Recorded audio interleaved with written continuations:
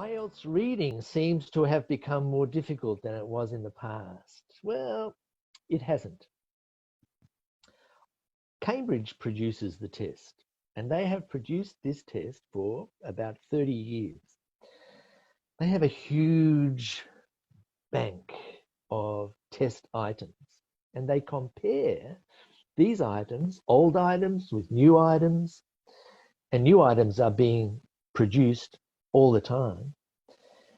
And they are compared to older ones, and they are pre-tested. You may have done a pre-test. They are given to language schools and to other places, and they find out how well these questions perform, how hard they are for people, how easy they are for people.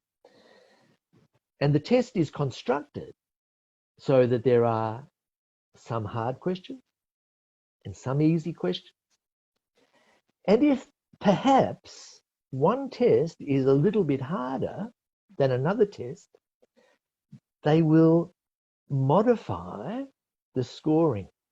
In other words, if this test is seen to be a little bit harder, you might only need to get 29 answers correct to get your band 7.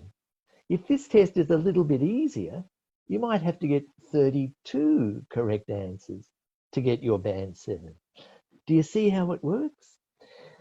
Cambridge is very careful in making sure that each test is about the same level as every other test. And they have the statistics and they have the bank of items in order to ensure that. If, for example, you do a test one week and you do a test a few months later, and you think that that test is harder, it may be a little bit harder for you, but the scoring, your ability to get a band 6, 7, 8, or 9 is exactly the same.